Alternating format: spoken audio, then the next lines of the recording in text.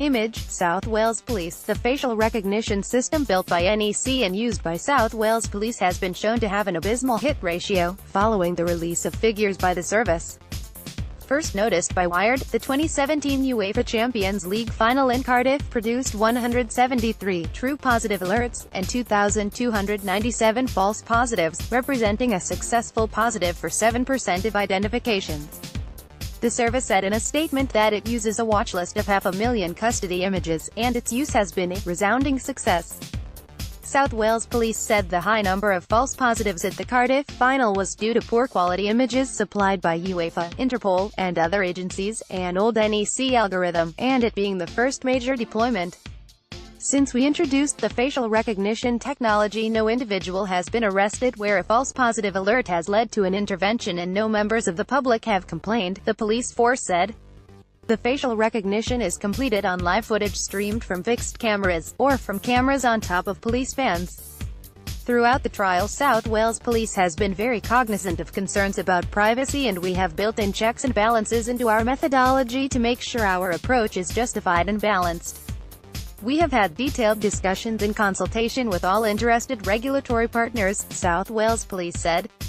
These discussions ensure that we are considering the wider needs in relation to the Data Protection Act and the General Data Protection Regulation, GPDR, in order to that we see to it that the deployment of this technology is proportionate whilst recognizing the need to balance security and privacy. The company behind the facial recognition system, NEC, told ZDNet last year that large watch lists lead to a high number of false positives. We don't notice it, we don't see millions of people in one shot.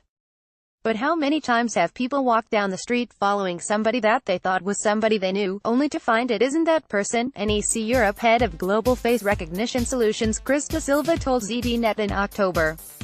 You're going to find false alarms, and you are going to get answers, but they are not going to be always correct, and the more of that you get, the less likely people are going to be happy about using the system. According to Da Silva, while it is technically possible to load an entire country's population into a watch list, the information out of the system would not be useful. One of the things that you cannot realistically do is put a population into a database and do real-time surveillance, he said. Da Silva said NEC finds it is best to limit the list of persons of interest to the tens of thousands.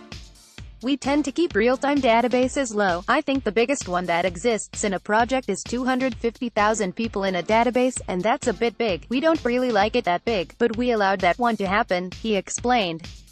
Normally, you are in the tens of thousands, or less.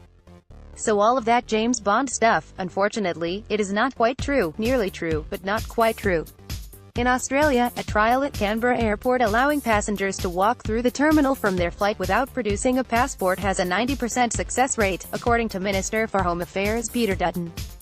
For the numbers of people coming through our airports, I want them to walk seamlessly down, off the A380, and, in time, and we're not far off this. With facial recognition on the move, people's passports will stay in their pocket, Dutton said.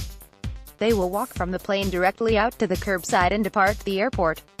The Department of Home Affairs is also putting together a system to match photos against identities of citizens stored in various federal and state agencies' data stores.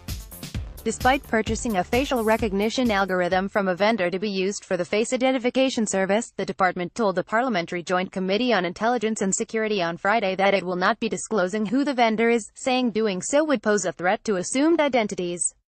Related coverage: Fatback's automation of awful manual process for facial verification. A computer could not do a worse job than what the Australian Department of Foreign Affairs and Trade has in place already, its submission argues.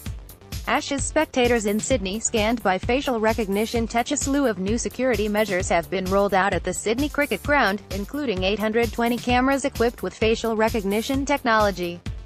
Too many false alarms for population-wide facial surveillance. While NEC continues to roll out facial recognition systems around the world, the company says the specter of real-time surveillance is a non-starter.